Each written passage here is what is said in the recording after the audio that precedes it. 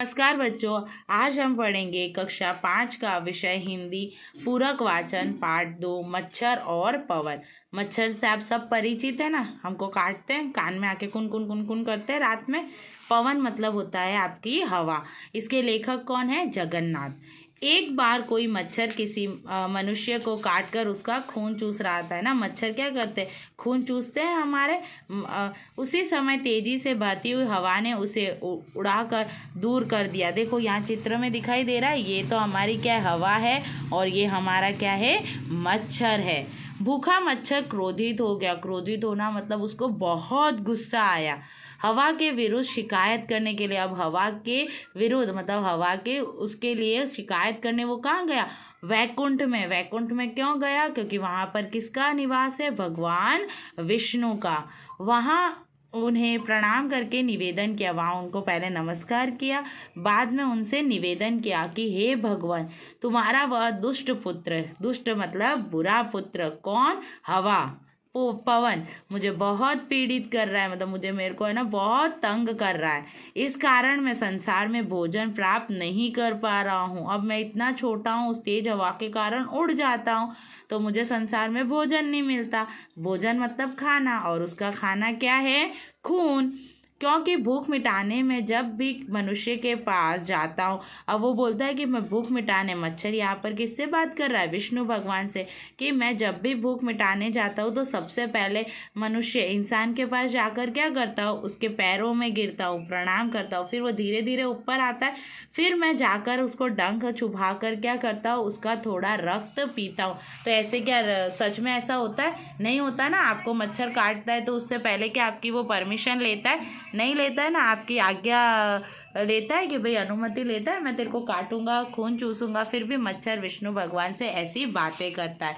फिर गुंजन करता हुआ ऊपर कान के पास आता है। फिर कान में आता है, कुन कुन कुन कुन कुन कुन करता हुआ वहाँ धीरे धीरे अद्भुत कलरव करता है, मधुर मधुर गाता है।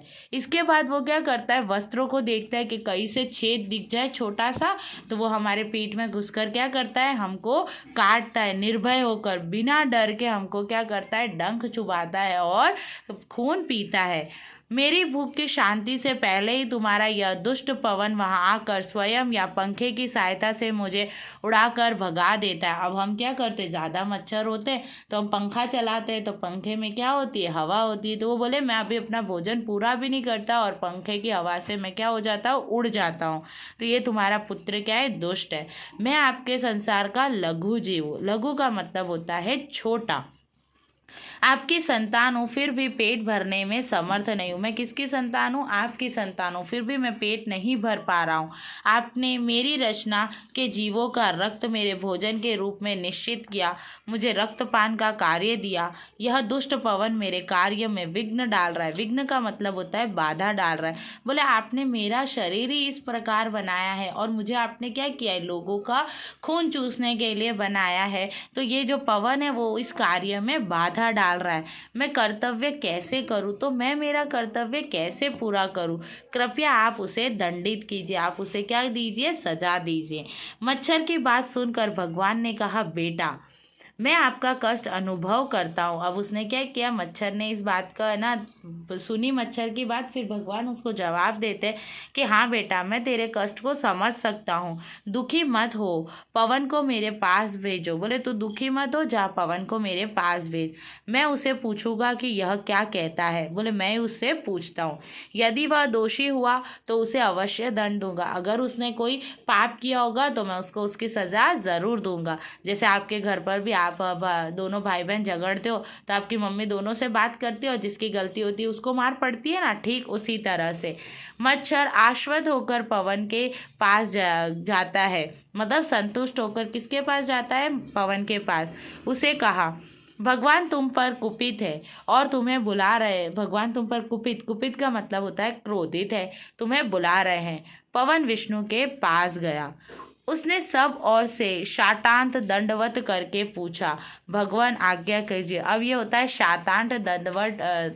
दंडवत का मतलब होता है सभी तरह से क्या करना, यहाँ पर सभी तरह से क्या करना? उनको नमस्कार करना, शाश्वत दंडवत प्रणाम करना, सोकर।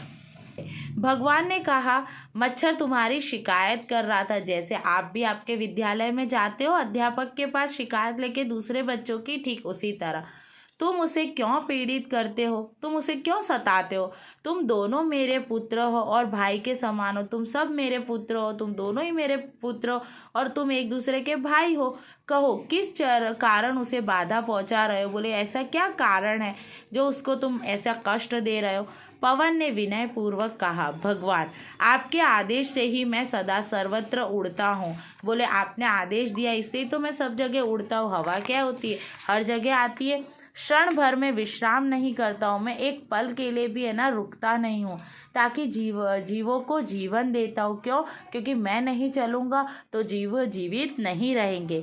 मेरे चलने से ही जीव सांस लेते। देखो हम जो सांस लेते वो हवा में ही लेते, ठीक है, हवा के कारण लेते हैं। तो बोले यदि मैं चलना बंद कर दूंगा तो जीव सांस नहीं लेंगे और छोड़ते हैं। वायुमंडल साफ रहता है, मेरे चलने से क्या होता है, वायुमंडल साफ रहता है। आपने ही मुझे उत्पन्न किया है और इस काम में नियुक्त किया है। आपने मुझे बनाया है और आपने मुझे ये कार्य दिया है। यदि मैं नहीं चलूँगा तो लोग धूप और ताप से तपकर श्वास के बिना मर जाएंगे। मैं नहीं चलूँगा तो धूप उनको तेज लगेगी, ताप होगा और वो श्वास नहीं ले पाएंगे और वो क्या हो जाएंगे, मर जाएंगे।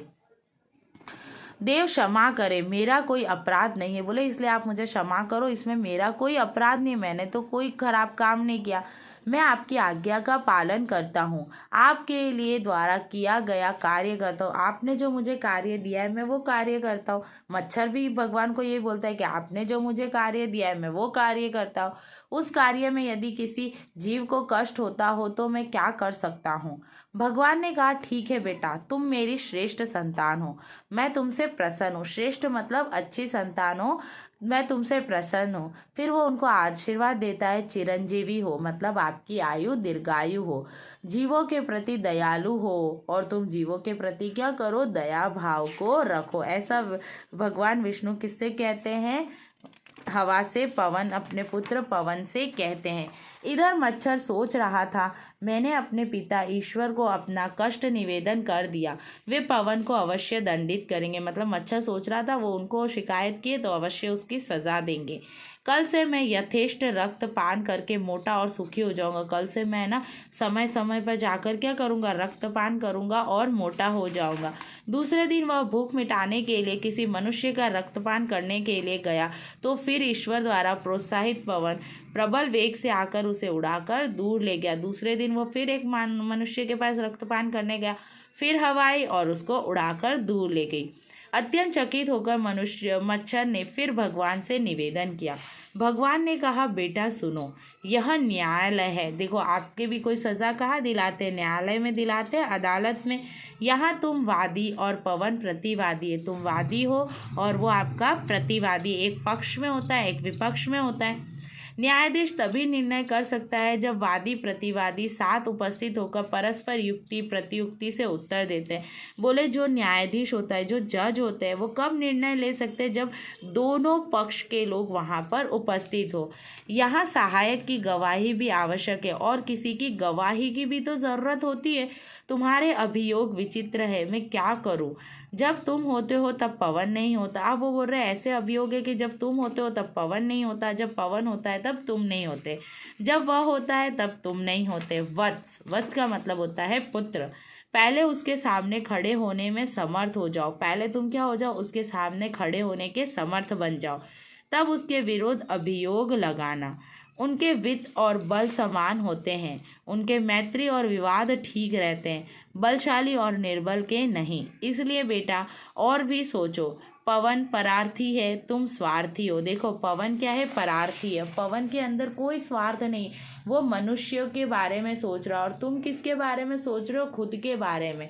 पवन उपकारी है, तुम अपकारी हो। पवन लोगों पर उपकार करता है, उनकी सहायता करता है, तुम अपकारी हो, तुम उनके खून को चूसते हो। तुम्हारी सहायता करने और कोई गवाही देने मेरे पास नहीं आएगा। पवन सैकड़ों गवाहियाँ कर सकता है, पवन के पास सैकड़ों गवाह होंगे। जिन लोगों को तुम पीड़ित करते हो वे सभी उसके साथ गवाही देंगे। इस स्थिति में मैं तुम्हारे अनुकूल निर्णय कैसे कर सकता हूँ? बोले मुझे पता है तुम परोपकारी नहीं हो, क्या हो? अपकारी हो। जाओ दूसरा भोजन खोजो, अन्यथा तुम्हारा मरना ही ठीक है, वरना तुम मरो। लज्जित मच्छर जैसे आया था वैसे ही चला गया। लज्जित मतलब क्या हो गया? अपमान सहन करने वाला। यह कथा इस श्लोक के आधार पर लिखी गई है। पहले पैर पड़ता हूँ, फिर खून चूसता हूँ, धीरे धीरे कान के विचित्र कलरव करता हूँ, छिद्र देखकर सहसा भीतर घुस काट खाता है। दुष्ट की सारी दुष्टताएं मच्छर में दिखाई देती। देखो दुष्ट ऐसा ही करता है ना, पहले तो है ना मित्रता करने के लिए पैरों पर पड़ता है, फिर धीरे धीरे धीरे हमारे क्या होता है जिंदगी में आता है, और फिर क्या करता है बाद में हमें धोखा देकर चला जाता है। तो ये सारे ही जो मच्छर के गुण हैं वो एक दुष्ट व्यक्ति के गुण माने जाते हैं। आया समझ में? इसका अभ्यास आपको अपनी कॉपी में लिखना है। धन्यवाद बच्चों।